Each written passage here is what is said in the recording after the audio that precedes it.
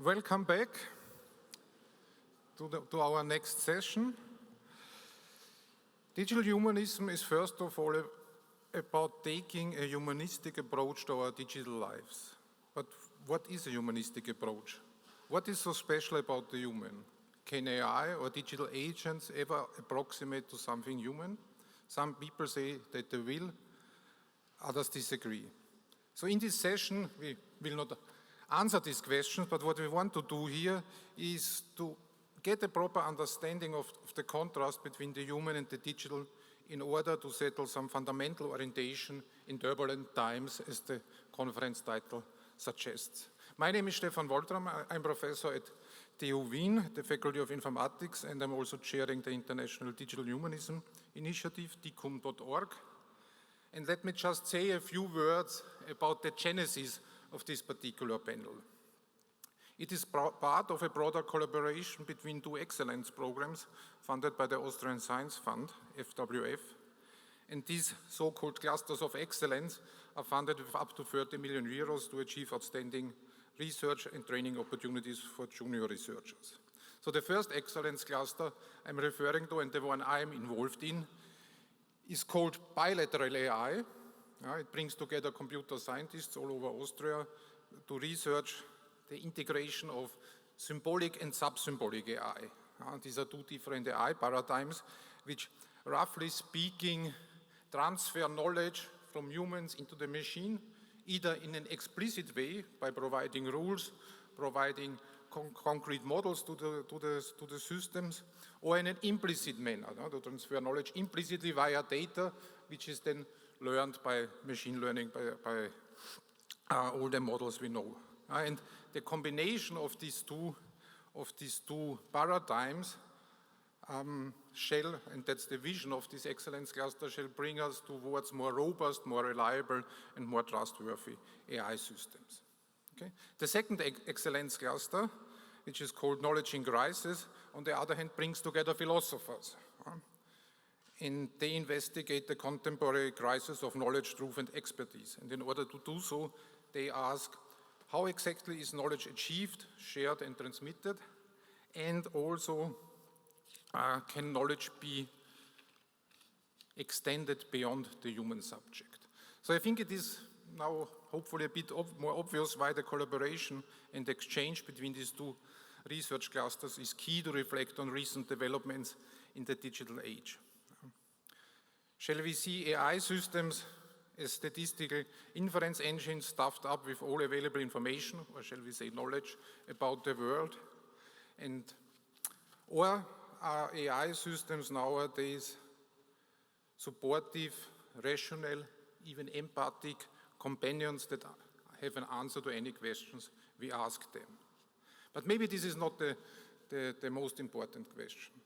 Maybe the most important question is, shouldn't we ask who is in control?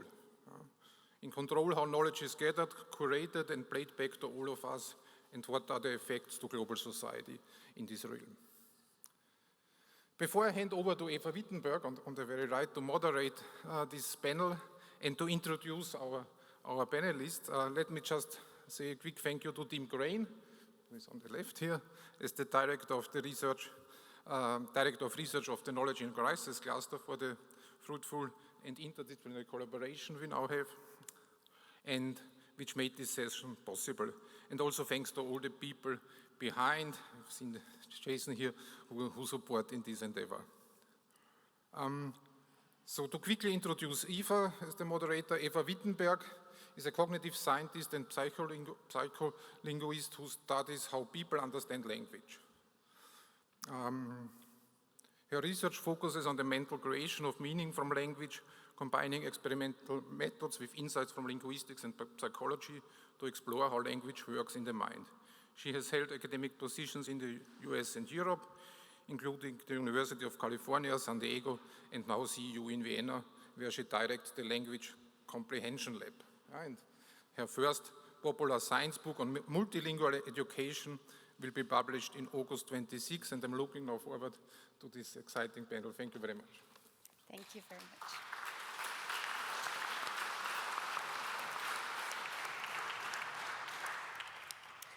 Good morning, everyone. Before I came here today, I dropped my kid off at school, and he asked what I was going to do. He knows that usually my job is pretty boring. And I said, today I'm doing something really cool. I'm going to learn from a bunch of very smart and extremely famous people about AI. And so he asked, who are the people? And I said, it's a philosopher, a data scientist, and a computer scientist. So what do they do? Well, they think, they write, they do programming, they understand code. And then we walked on a little bit, and he said, I think when I'm going to be big, I'll be a car mechanic, because ChatGPT doesn't have hands. And I think what this shows is that even 12-year-olds can understand that our current world is changing fundamentally, and it is really difficult to imagine what will remain the same. And the reason the world seems to be changing so much is because we, the people, don't seem to be the exclusive owners of the capacity to think anymore. But is that so? So in this panel, we ask a very fundamental question whose answer should give us a little bit of orientation in these turbulent times. Human and artificial minds, what are the differences? To explore these questions, we're joined by three very different speakers with very different perspectives. Tim Crane, you've already heard a little bit about him. He's a professor of philosophy at the same institution I am, and he worked at Cambridge before and at UCL, and he writes very smart books about elements of mind or the meaning of belief. But if you want to know what he really is passionate about, you should read all his writing on the philosophy of wine, which is a joy that I think only humans can enjoy so far and not AI systems. Most of you have already been introduced to Rumman Chowdhury, who is the founder of Humane Intelligence. We've heard already a wonderful talk by her, but I think that one thing that we haven't emphasized enough is that she didn't only manage to build a career that landed her on half a dozen lists of the most influential people in AI, but she also somehow managed to do that while always being on the at least relatively more right side of history. So she was appointed by the Biden administration, she worked at Twitter before it became X, and she's now part of the Digital Humanism Initiative. And last but certainly not least, we have Stefan Seider, who is a professor at the Faculty of Informatics at TU Wien. So he really knows and builds algorithms. You understand complexity theory, which I don't think many of us can claim. And he asks what is going on inside artificial intelligence and what it even means for there to be going on something. So Stefan, thank you so much for joining us. We're excited to have all of you. I'd like to begin by asking each of you for a brief opening statement that's geared towards one question. What do you see as the most important misunderstanding in today's debate about humans and AI? And Tim, specifically, I'd like to ask you that many discussions, they compare human intelligence and artificial intelligence as though they were just two different versions of the same thing. Why do you think this framing is mistaken? Thank you, Eva. So, at the moment, the speculative conversation, the public conversation, and also the theoretical and philosophical conversation does make this contrast you mentioned. And people talk about when AI will achieve human levels of intelligence. Or in some contexts, people talk about whether it will achieve super intelligence. And some people respond to this challenge by looking at the nature of human intelligence and are saying, well, if we understood human intelligence, then we would be able to put that in the machine and see how a machine could achieve something like this. And so there have been books, or The Nature of Intelligence as Such. There have been books with titles like The Nature of Intelligence or Natural General Intelligence, for example. Now, I think this is all going in the wrong direction. I think this is all based on a kind of mistake, because I think, to put it in the simplest way, I don't think there's such a thing as intelligence. intelligence isn't really a thing. Intelligence isn't a psychological capacity like vision or memory or reasoning or language. So if there's no such thing as intelligence, there's no such thing as the difference between human intelligence and artificial intelligence. So there's one very good question, which is why we're talking about artificial intelligence at all, artificial intelligence rather than, say, mechanized problem solving. That's an interesting historical question about how the whole field developed. But I think that the philosophical point I want to focus on, or the psychological point really, is that intelligence is not a psychological capacity. So it doesn't have a nature. The concept of intelligence serves to function as an evaluative concept. We evaluate people's performance as intelligent or not. So thinking, for example, is something that can be done intelligently or non-intelligently. Reasoning can be intelligent or non-intelligent. We all know people who are intelligent at some things and not at others. There's no such thing as one single scale of intelligence. This would be like thinking there's a scale of morality where we could rank everyone in this room as to how moral they were, starting with the most evil person and ending up with the saint at the top. But there's no such thing as that. Moral concepts, like concepts of intelligence or rationality, concepts that we use to evaluate performance, that's all. So this means there's no such thing as general intelligence. There's no such thing as G. There are IQ tests, and they measure something. They measure success in those tests. That's what they measure. So that's my view, and that intelligence is an evaluative concept, and that the discussion has been sidetracked by treating it as if it was a psychological reality that we have to find out about.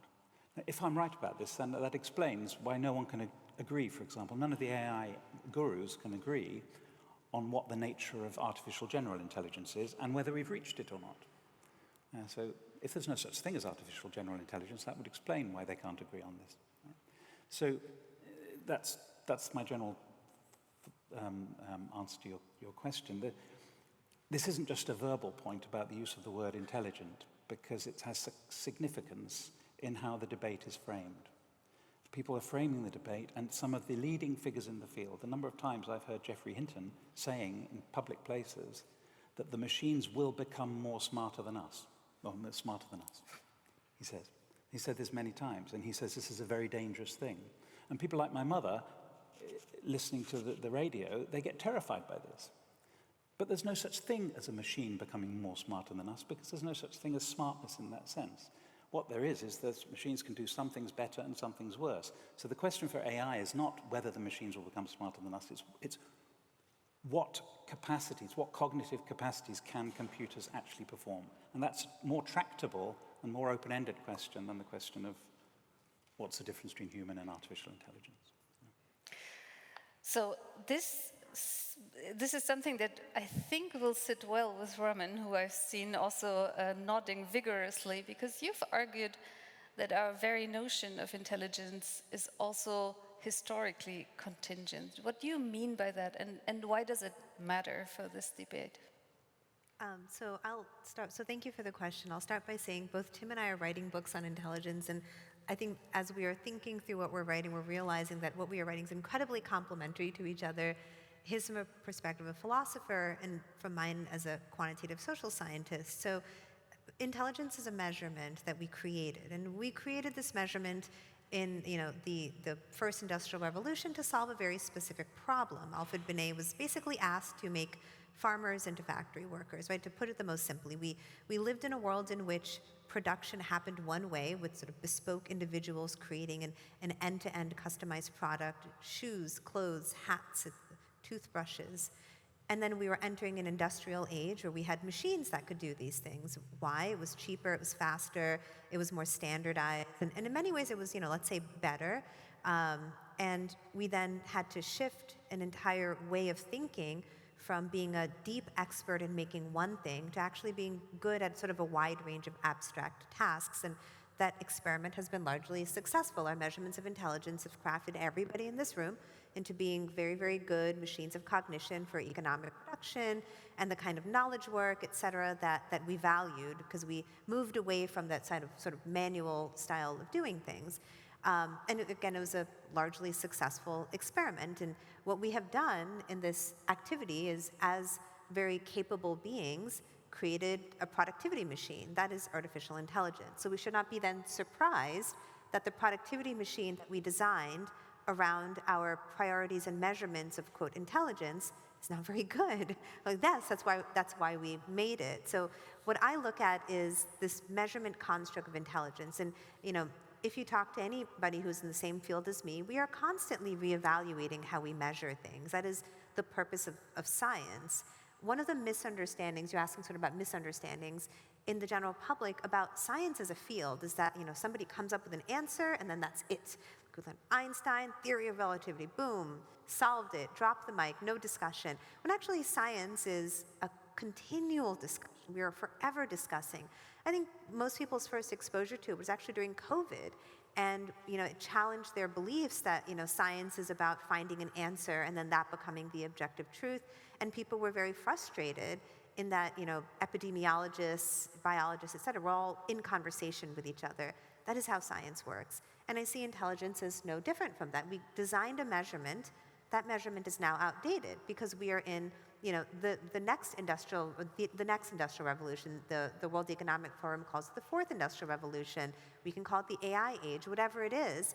What has happened is the knowledge production that was actually has become commoditized, right? The same way we commoditized making shoes and clothes and toothbrushes, which had to be a bespoke process. Knowledge production was a bespoke process, and now it's commoditized. Then the question to ask is, what are the capabilities that human beings have that maybe we deprioritized in this quest to achieve better economic gains from our previous shift in productivity? So now we have a different shift in productivity. So I fully agree with Tim. Intelligence is not this sort of objective measure. I think in Silicon Valley there's a very simplistic understanding of the belief that there's this objective measurement of intelligence, and, you know, for some reason it always tends to be like the same three Greek guys that everybody studied, and, you know, these are the things that, quote unquote, you know, mean intelligence, and then sort of chasing that. There have been many papers on arriving at general intelligence, and, you know, if you don't have to have a PhD to look at these constructs and say, oh, there's like a lot of things missing. There are certain things being prioritized in that. But again, then the goal is not to have this, assume that there is this objective measurement of intelligence that we are arriving towards, but appreciate intelligence as an ongoing series of measurements. And now we have just arrived at a new method of measurement, or we have to arrive at a new method of measurement. So this sounds like something that should bother a computer scientist, right? Because, as I said, you spend your time building AI system, and you also theorize about them. So what do you think people most often get wrong about AI systems? Yeah, thank you for the question. And yeah, indeed, it's also very happy to be in this round, because the different perspectives all contribute and fit together. From my perspective, I also would like to point out a misunderstanding about reasoning and intelligence that I often hear, that is also considered as one thing. And there are different ways of differentiating it. Now, when I look at it from the computer scientist perspective, where we mainly want to get better capacity to solve things better and harder things, here we see that there are these two levels of or systems of intelligence, which interestingly, famously, Daniel Kahneman already pointed out. He found it when he studied the human mind, that we have also two systems of thinking. We have system one, the fast thinking, where we recognize a face, or when we drive a car and we think of something else, but we do it effortlessly. And then there's this system two, the slow thinking, when we need to plan something, like when I ask you to spell Massachusetts from the end to the first letter, you have to pause, and it's hard, right? And as a human, we always switch back and forth between these two systems. And the large language models, which are now at the center of this AI revolution we are living through, they are excellent things for system one. So they have intuition, they can do things most of the time right very quickly, but it might hallucinate, it might get things wrong. And therefore, that's now my job, also in the bilateral AI cluster of excellence Stefan mentioned, where we try to put these two things together, the system one, the large language models, the machine learning, and the system two, which is this, we have this heritage of 50 years of symbolic AI, where we have solvers who reliably solve very hard things.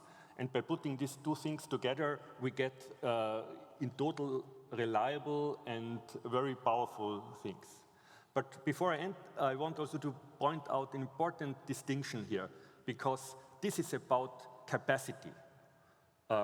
We can make, of course, there are many different benchmarks. One can, different dimensions we can measure it, but my claim is what we can measure, the system will ultimately beat us.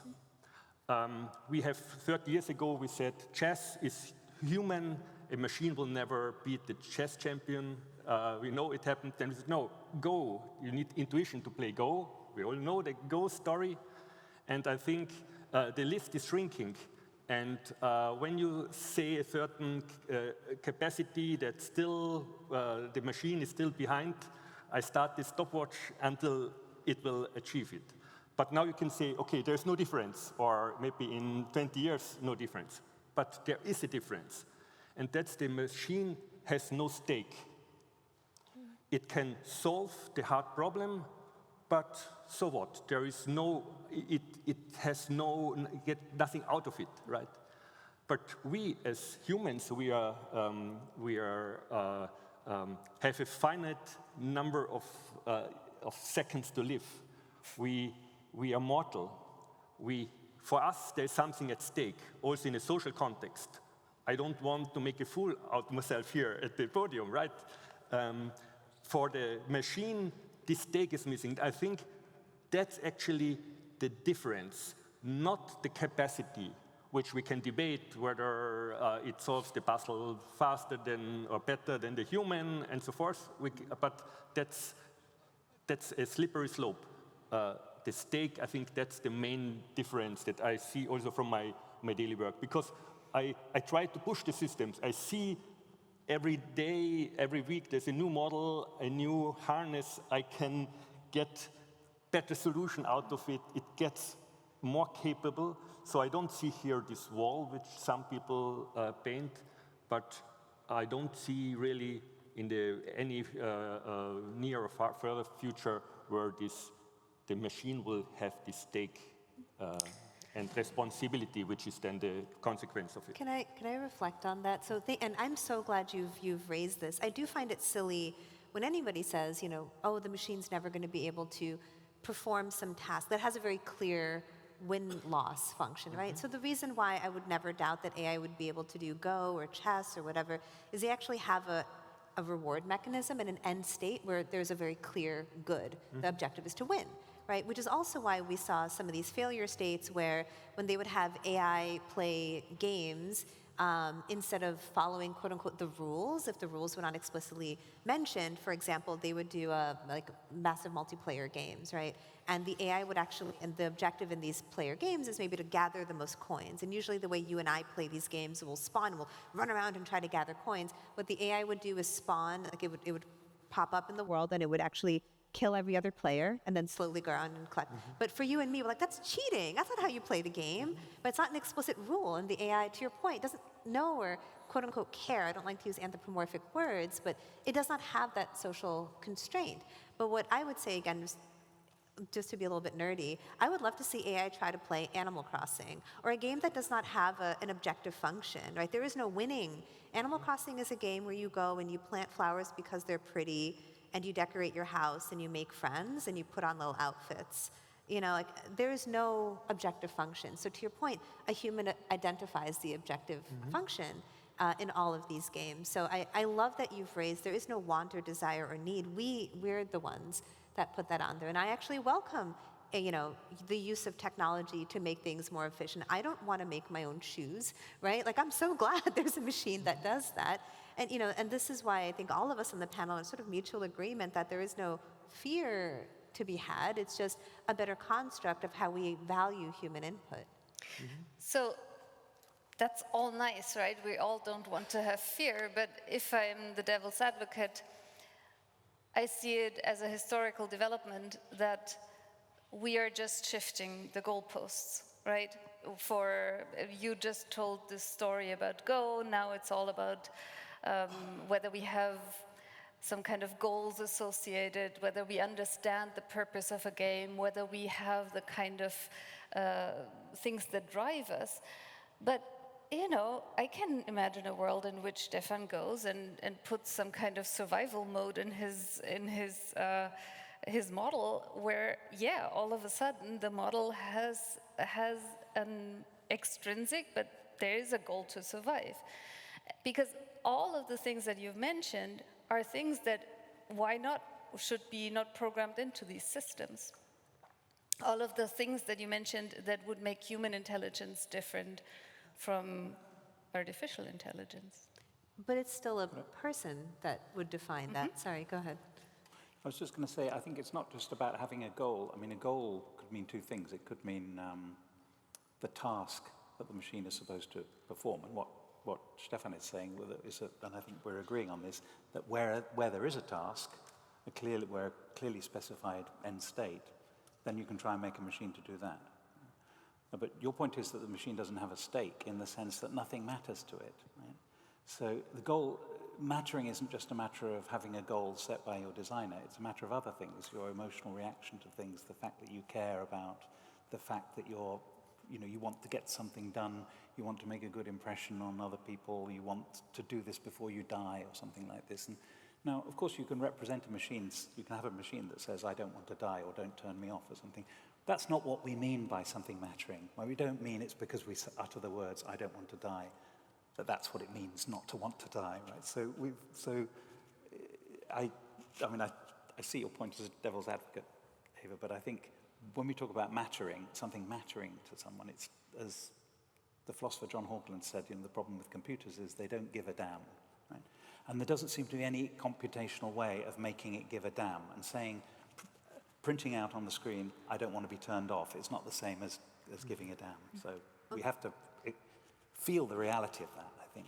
And just the technical application, what Tim just said, and I did this little experiment for that Oxford debate that I mentioned, is I trained 2 small language models, one on sort of a general corpus of data, the other, the identical corpus of data where I removed any reference to suffering, because remember the Peter Singer, the utilitarian definition of personhood would be to express suffering, right? So if you literally just delete all of those words from the training set, the AI model will never say it suffers, because it doesn't actually suffer, it's just mimicking the pattern of words that a person might say when prompted with a particular situation. So there is no actual suffering happening. So as my son said, there is no body that can be hurt. Now, it seems like we're moving a little bit away from intelligence, and I think one of the reasons we're moving away from the notion of intelligence is because we think about it as a quite amorphous concept, and as you've all argued, it's a little bit useless, right? But one thing that I think is not a useless concept is the concept of cognition. Because intelligence is one thing, but we've just seen that perhaps it's not the right thing to compare. But cognition involves perception, involves language, social cognition, emotions. So Tim suggested that the crucial question is which cognitive tasks humans and computers can perform, and Stefan argues that both humans and AI can combine at one point the intuition and formal reasoning. So here's a question for both of you, whether in the domain of cognition, can human and artificial intelligence approach similar functional architectures that's different from being just amorphous intelligent or not?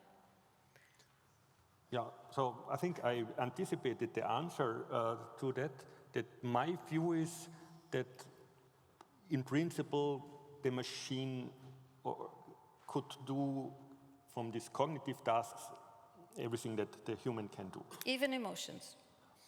Okay, so maybe Or that's this one thing perception. I was not sure for your list whether I would put emotion under the cognitive umbrella. Or social cognition. For emotion, that's of course that's also what you mentioned. Whether machines can suffer, I think that's a very interesting question, which we know is kind of the hard problem that we won't resolve here, I guess, today. So there is, of course, a caveat where there could be something that the machine cannot have, that we have, but as far as I know, nobody pointed out to me exactly when you assume this functional framing where this really is. So therefore, I said this, just the mortality, maybe that's the final thing that we can claim as an advantage to some sense. Yeah, I would say it's an advantage, but I don't see the point where, out of principle, the machine can't do this. By emotion, I have the asterisk about the heart problem. Mm-hmm.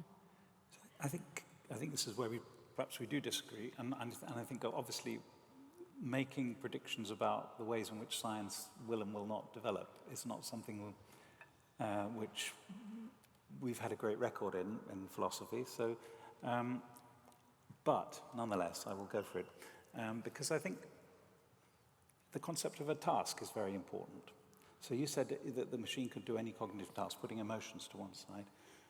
There's a very general sense of task where raising a child is a task. It might be a task that takes your whole life. Right? Impossible to extricate the emotional and the cognitive, the perceptual and the evaluative and the action guiding elements that go into the task of raising a child. I doubt whether raising a child is a computable task. I mean, when I say I doubt, I mean I deny. Right? That's a polite way of saying I do. So, and it doesn't matter. It shouldn't be. Why should we think that the computer should be able to raise a child? It's only a computer. We have bodies. We have faces. They don't have faces. You know, and a data center doesn't have a face. You can't see in its face its feelings. You know, its emotions. It doesn't have any emotions. So we should just be literal-minded about this. And it's fine to then say, as a research project, which tasks, cognitive tasks, and I'm happy saying that the computers perform cognitive tasks like reasoning or producing language output, which cognitive tasks are computable? And that involves setting something like a goal so you can see whether the machine has performed the goal. And raising a child isn't such a thing, but it's a task. Human beings do it. Making friends is another thing. What's the goal of making friends? There's no goal. It's an end in itself. It's just to have friends is one of the things that gives life meaning and value. We don't have to pretend that there is a goal in making friends that then we could program into the computer so the computer can say, you know, you're my best friend, or something. We don't have to think like this. These are I mean, and you're the expert, so I don't mean to be telling you things you don't know, but it's a machine, which is a computer. We are organisms that have developed over millions of years through evolution, with bodies, sensors, emotions, consciousness, imagination. We shouldn't let our imaginations run away with us just because these things are such brilliant machines. That's my view. Mm-hmm. Yeah. So I think it's an interesting point to think about the concept of a goal or a task, and for maybe the fewer things in my life that are important to me, I sat somewhere and wrote down task number 1, raise my child, right? Also, it is, of course, a task in me, but it's not in that sense.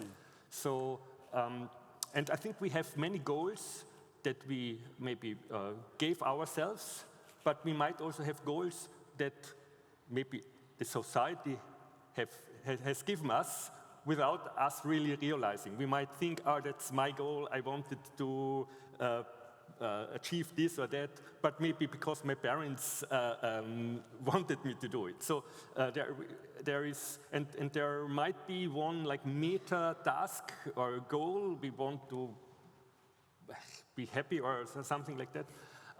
And now to achieve this task, we have to solve sub-goals or sub-tasks. And this is now something that we also see when we program or prompt or design an AI machine. The more autonomous it is, the less easy it is to just give it one task, because to solve a complex task autonomously, you need to divide it into subtasks. And if we tell the machine exactly which subtask it has to solve, then we cut its autonomy. So the whole thing works well because we give it the autonomy to define its own subtasks. And this can go wrong, because sometimes the subtask is like for this game-playing machine, which then is not either enjoying the game or is reward hacking. It just overrides the result table instead of really achieving it. But you can say the task was to have the largest score, then the task is solved in some way.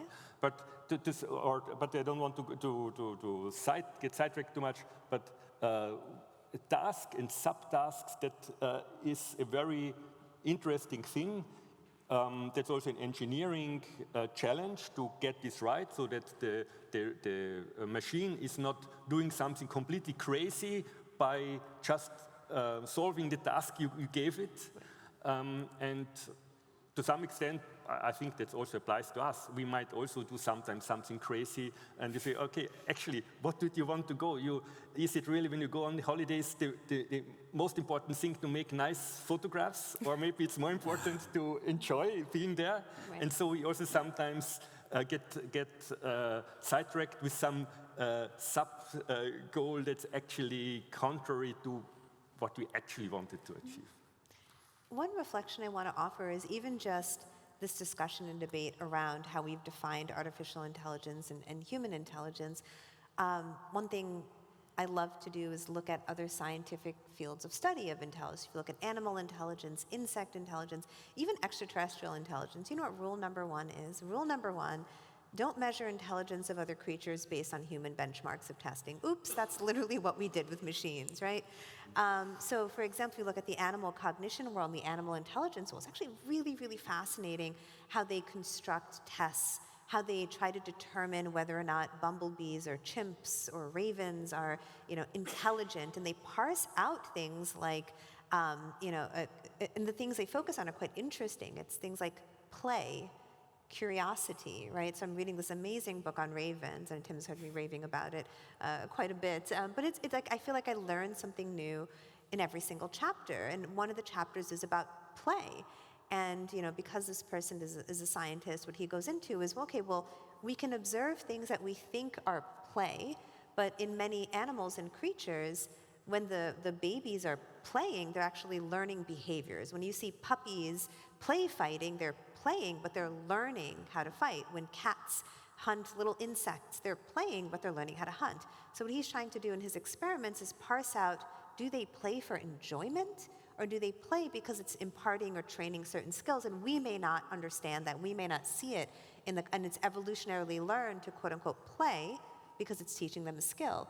And then what he argues is that, if we can observe play absent any long-term value, that is interesting, right? Because that's what human beings do, by the way. We do dumb things like, go to Spain on vacation and take pictures and then never show anybody these pictures ever again, right? And then our phone is going to 5 years later be like, remember this vacation you took? And you're like, oh, wow, remember when I was 10 pounds lighter or something, And we have no purpose. We do these things that are, maybe highly inefficient. And it's very beautiful, I think, to reflect on these things. Sometimes we talk about these things as if they're useless, but it is sometimes the most useless, quote-unquote, useless things about us. Again, back to the sort of measurement. We've always measured things based on productivity for an economic machine. And we create this infinite productivity machine, and then we're saying, why doesn't it do the things that are not economically productive? It's literally not what it was designed to do. Another thing that, again, his name is Bernd Heinrich. He's German, obviously, by background, but lives in Maine and Vermont. He's a professor. He's written many, many books, by the way. His first book was called The Economics of Bees. Very fascinating, a naturalist.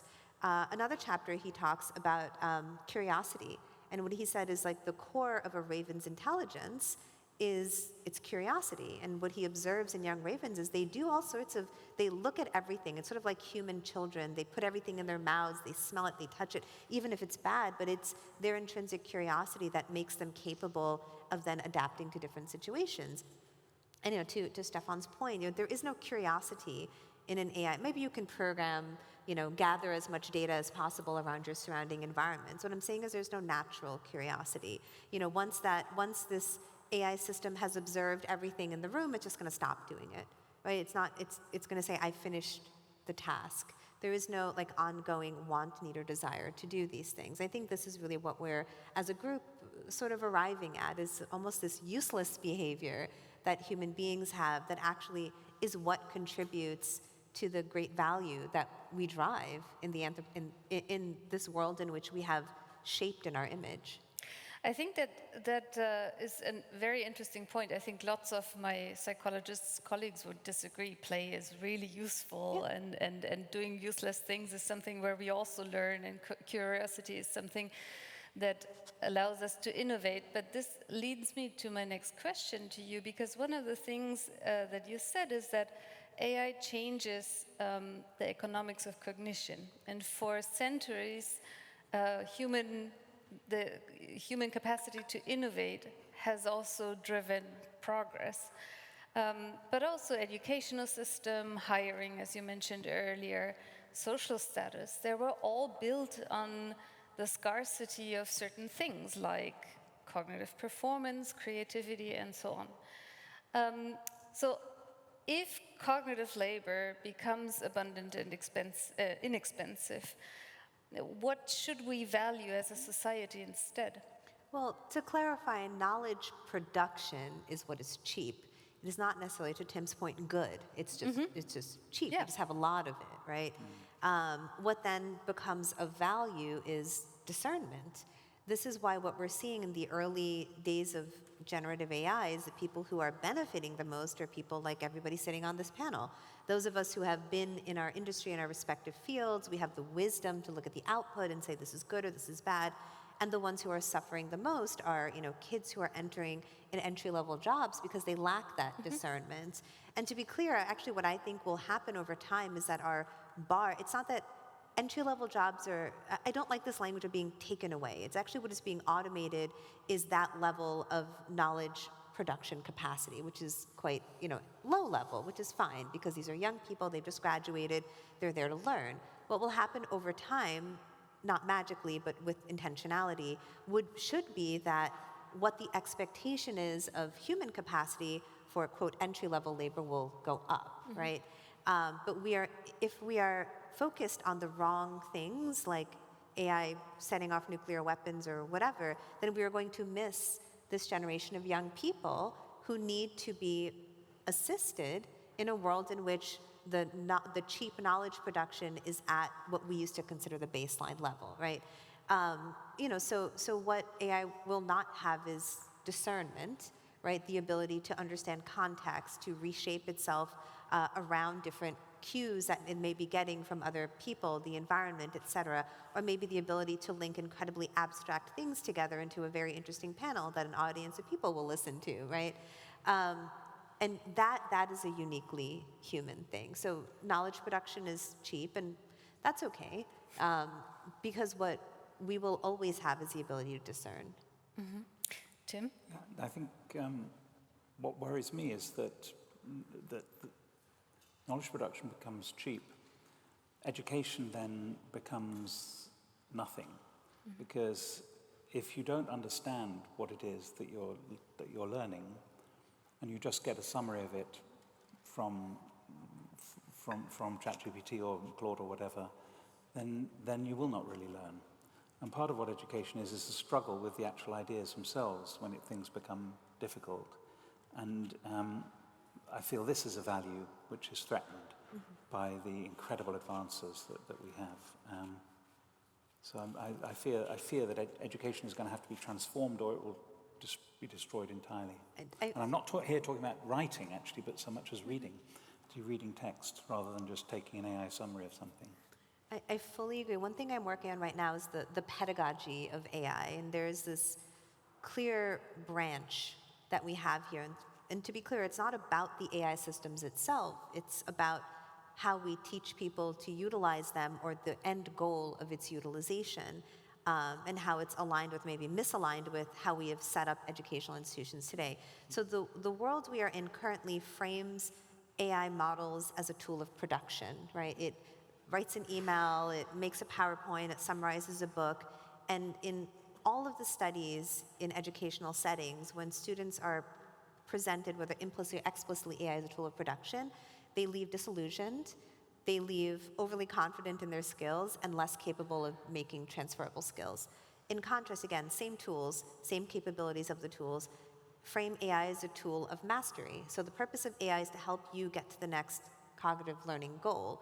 That is a completely different output. Students are not only more empowered, they are actually working a lot faster and better capable of achieving their learning outcomes. Of course, these are things that are much easier to control and measure in an academic setting, but I see it as no different, because we're all learning to use AI tools, right? It is no different in the workforce integration of AI. So I'm taking some of these learnings about how AI should be implemented in schools and helping companies with how they should implement AI in the workforce, because we are focusing a lot, and we should be, on young people and cognitive capacity, but we're also seeing the same story play out in the workplace as well. So this seems to be connected to responsibility, right? Because I think, if I understand you correctly, is that you need to learn as a student.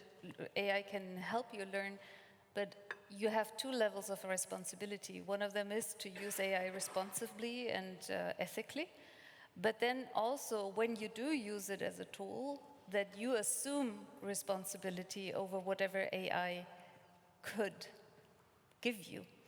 And that's connected to something that I think I read or you said, which is agency, right? So in order to assume responsibility, we have to have agency. And agency is something I guess you work on when you try to make AI systems switch from two different systems.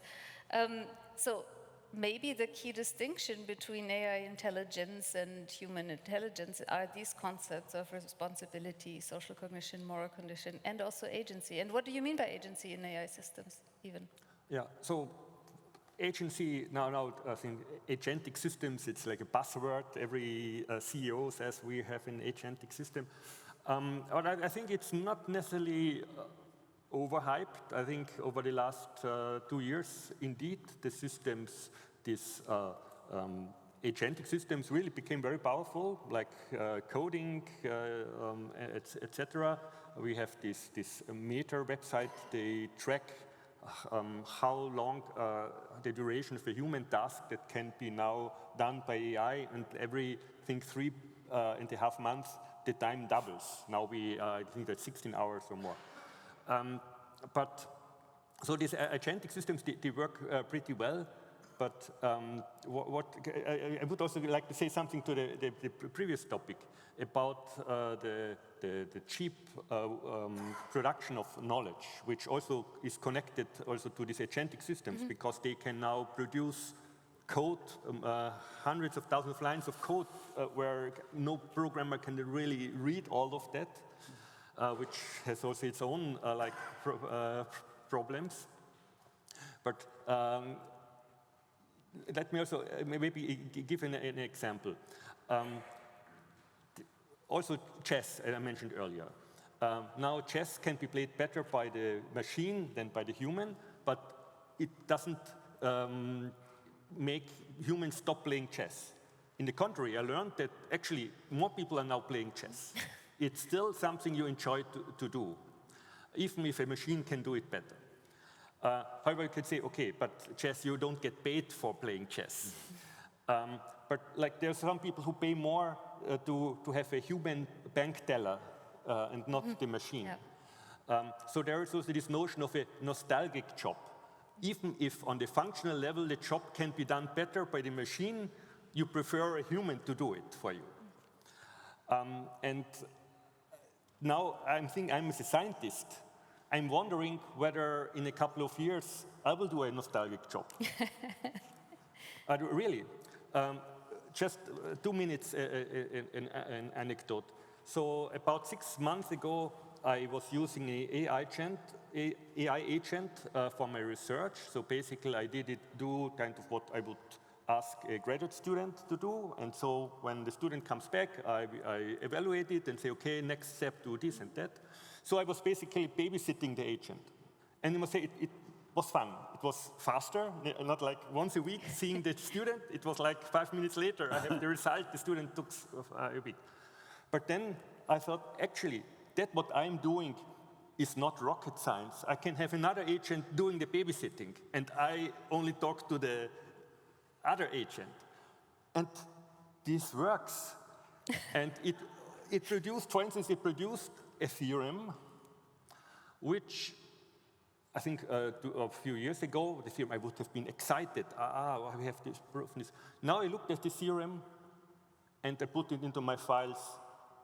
And actually, I'm not that much interested in it. It would be a publishable result, but I guess I could, if I let it run, I could have 20 such theorems within a week. Who cares? So somehow, I think the role of the human is then also to select and say, this is worth doing, and this is not worth doing. And this that we have to select, this comes also from our mortality, because the machine could do all 1,000 Erdős problems because it can multiply itself and is not mortal. We have to think, if I want to spend the next year on a project, what's worth this project to spend the time on? If I could just briefly comment on that. I think Stefan is taking a sort of Heideggerian approach, which is that Heidegger asks the question, what is the meaning of our being? And that his answer, the brief version of his answer, was that we are those beings for whom our own being is a question, and that we are beings who are conscious of our death. We live in the shadow of death in a certain way. And I think when we talk about agency, we have to, if we're talking about human agency, we have to understand it in those terms, in terms of our limited lifespan, our awareness of our limited lifespan. And the way this is what's make our agency very different from the agency of a dog, which has agency too. And so I'd like to, what I very much like about what you're saying is this sense of things matter to us. We care about things. And that's a fundamental feature of human beings and other animals. And there's nothing in the structures that you are building which corresponds to anything like caring. And I think with that, you can't have something which is agency in the human sense. It's perfectly okay to use the word agent and say this is an AI agent, but if we're talking about the contrasts, this is where they come in. Mm-hmm. Yeah, I agree. I would say there is, most likely there's nothing, but I would not close the door completely, at least not for the future. So I think this is a very good time to also open the floor to questions from the audience. We have about 15 minutes left. I see lots and lots of hands up, and there's a microphone coming.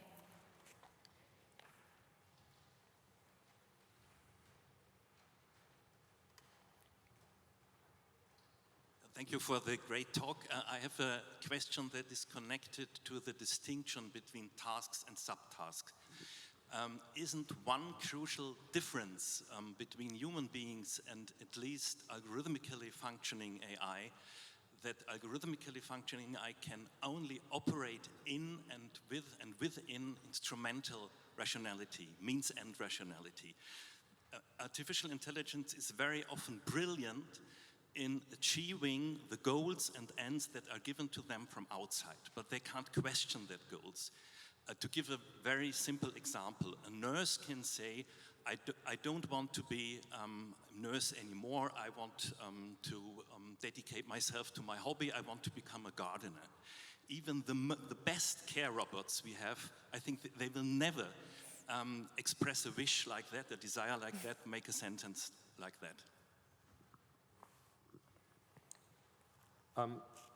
Yeah, I agree, but I need to emphasize also that for most of the systems, there is something like a system prompt that is given. You might not even know about it, but the lab that produced this entity, they added this. For instance, they said, follow your helpful assistant, follow or solve the goal the user is giving you. So then afterwards, then being surprised that it only does this is pointless, because we basically told it so. I made some experiments about what if an agent has no goal, but that's very maybe esoteric, because in most applications, when you buy, a vacuuming robot, we want it to do vacuuming and not discuss with you philosophy, right? We give it a goal and we tell it, do this goal, and that does not mean a machine maybe could also, if you say, suggest a goal or what could be a goal. In principle, a machine could possibly also suggest goals, but in most use cases, we are interested in that. Can I also reflect on something very interesting? So I recently, in the last few weeks, read the book Chess. I think all Austrian people in the room are probably familiar with that book. And if you read it a particular way, it is almost about the introduction of artificial intelligence to the game of chess, right? So for folks who are unfamiliar, it is about this chess savant who was a simple village boy who has beat every grandmaster in chess, and much to the upset of proper Austrian society, because he has none of the manners and proprieties that have been built around this gentleman's game of chess. He is just a poor village boy who now sees an opportunity to have this, frankly, like resources that he's never had in his life. And, and it's the American outsider who says something like, who kind of laughs, like all the Austrians are horrified at his lack of manners, because he'll only play a game if he's being paid, and because he's beaten every grandmaster in the world, right? And they all considered him to be stupid because he's uneducated. So he's completely upended their notion of the value of chess as this gentleman's intellectual sport. And the American kind of laughs and is like, yeah, he thinks you're all a joke because he makes more in one game than his family has ever made in an entire year. And it's sort of in a very Austrian, very great Viennese style, it's the critique of the system itself, the propriety we've built around chess. And it's interesting how the narrative about the pinnacle of intelligence is chess. And I do want to bring back Animal Crossing. Why do we devalue games or think it's funny or silly when it's a game about making friends and growing plants and, making our houses look nice? Isn't that what we do as humans, pretty much? Like, we make friends, we have jobs, we buy things. We don't go and, solve these deep intellectual problems, but we like to give ourselves the veneer of doing that. So, to your point on why do more people play chess even though AI plays chess? It's actually because the barrier to entry in chess is now lower. We're less judged because I can play Duolingo chess, and I can lose if you play Duolingo chess like I do. I can lose a game against Carlos, and Carlos doesn't judge me because he's just an AI created by a company. So it's actually made chess more accessible. It's made it more interesting because I can be really horrible at it and maybe not be judged by another person, or feel like I have to go into a room that looks fancy and intimidating and have everybody looking at me because I don't know the manners of chess, right?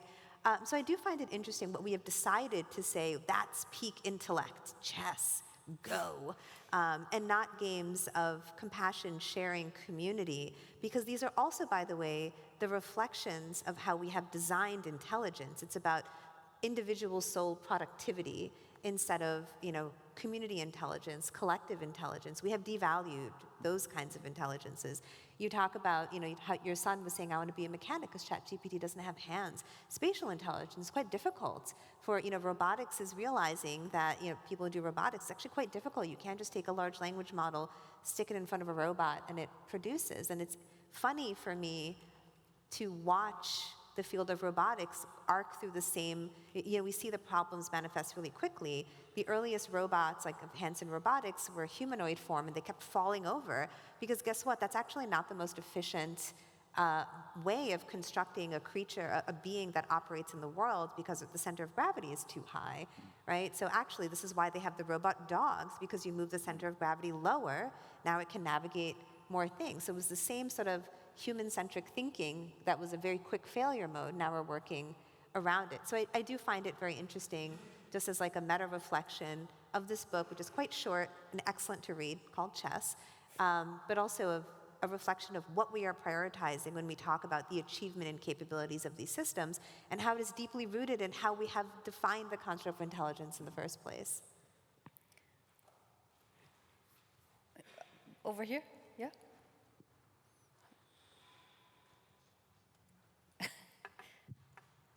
Sorry, I can't see over there. Okay, let's start here. We have so many questions. We have to keep the paths short. Thanks for discerning for me. I hope I kind of justify that decision.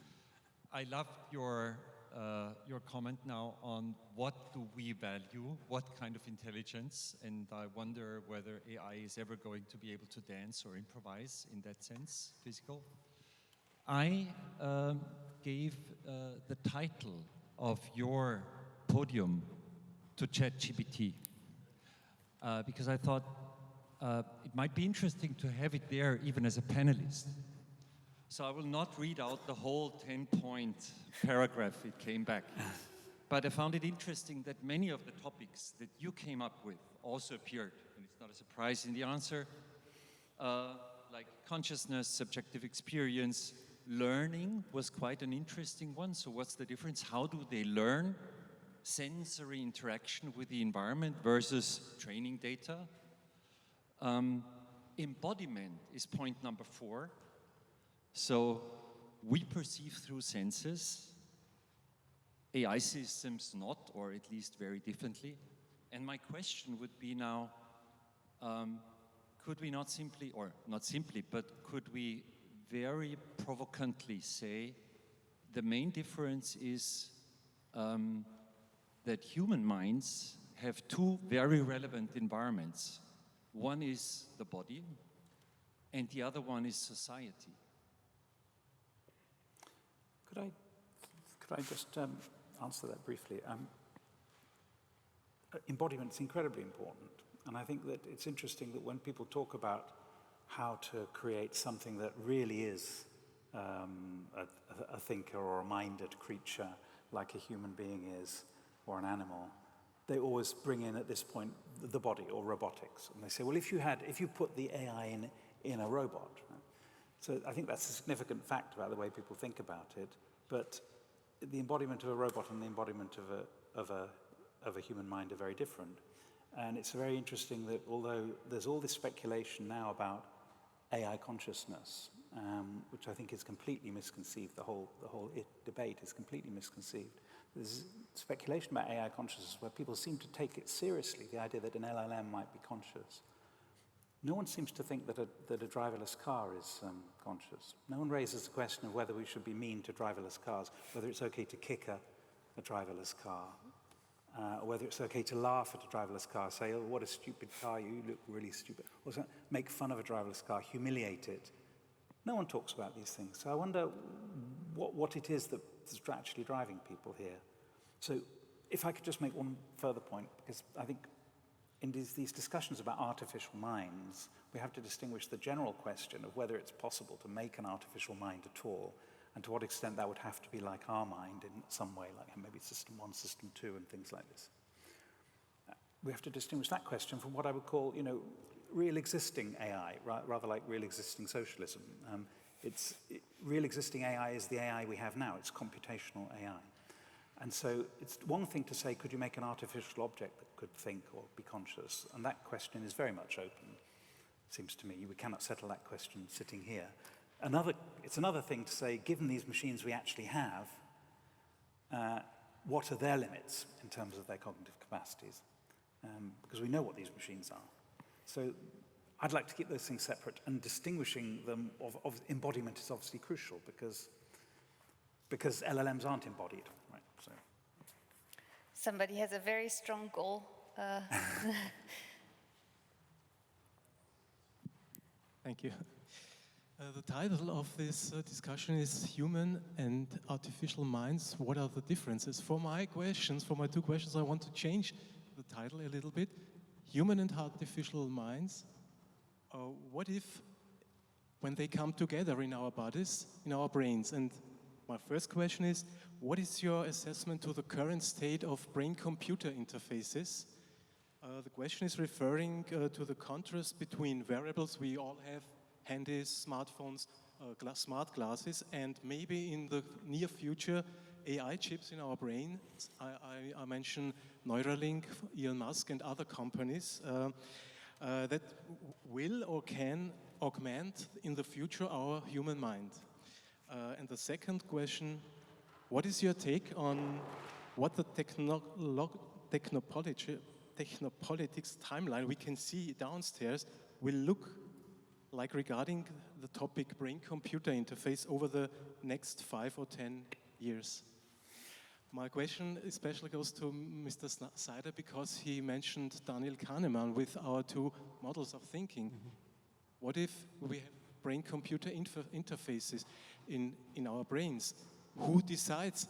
Do we play chess for our own or against the computer?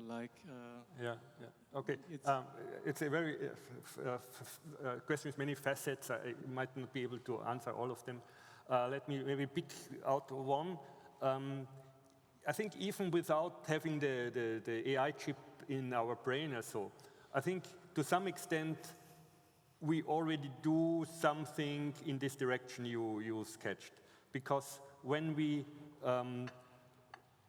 give some, out of convenience, some competence to the AI, instead of me writing this summary, I gave it to the AI to write, and other things. So that's one can do more and more and hand it to the AI by giving this capacity and this to the AI. We also slowly give some of the responsibility, and no, not the responsibility, let's say the power and the decision also to the AI. So that's, I think, a slippery slope, and we might not have this moment where we decide, oh, now this decision I don't do myself, I give it to the AI.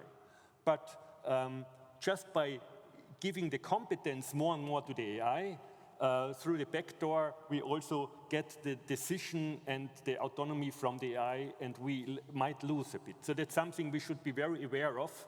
We also become dependent on it, because if you maybe lose the capability of doing things because you get used to let the AI doing it, like when I use a pocket calculator, at some stage I get very slow in doing it with pen and paper because I don't have the exercise anymore.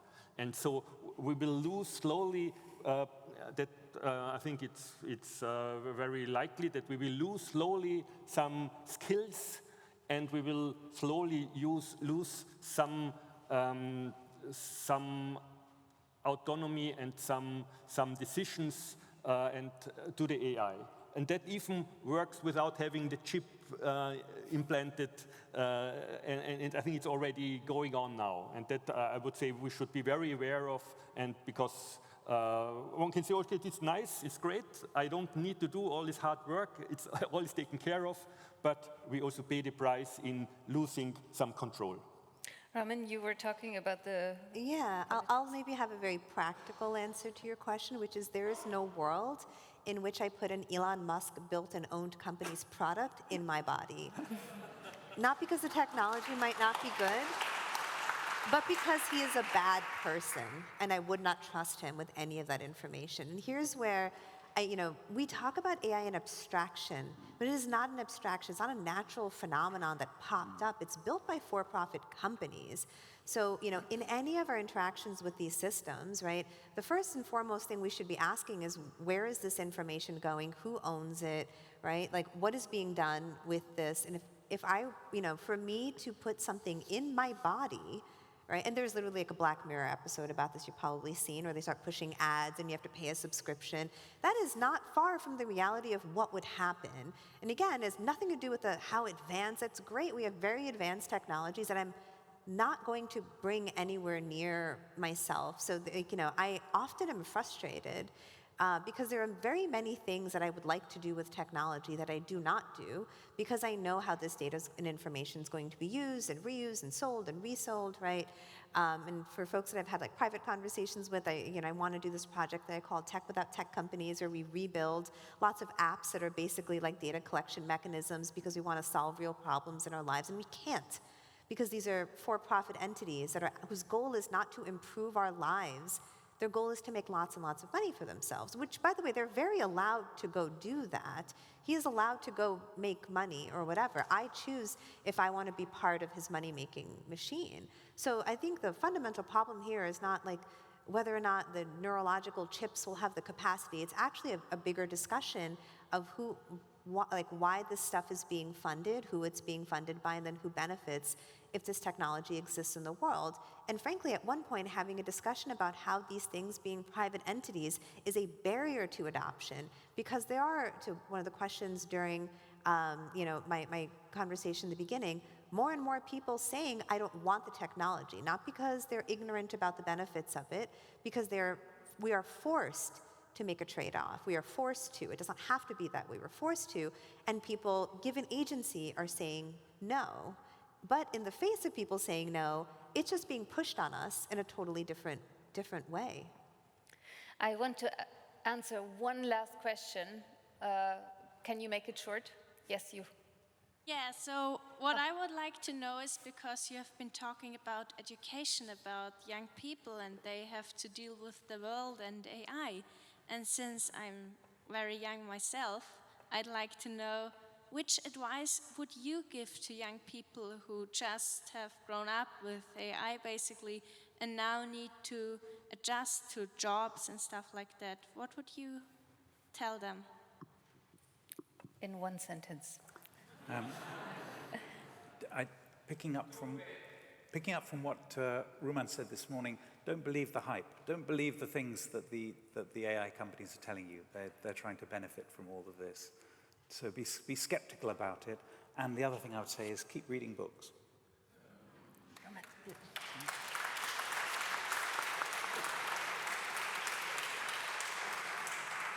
I would put very simply is the purpose of education is to not teach you what to think, it's to teach you how to think. There is no artificial intelligence that takes that away. Yeah, I would advise them to interact with this tools.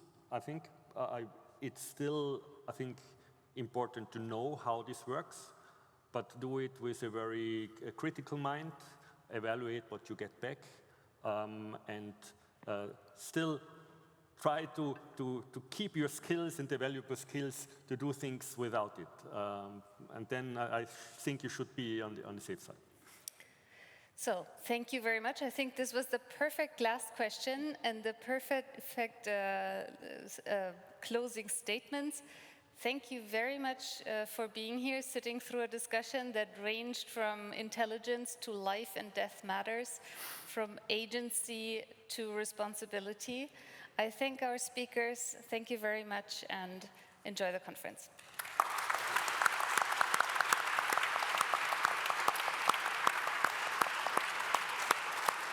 Thank you. That was wonderful. That was great. Yeah.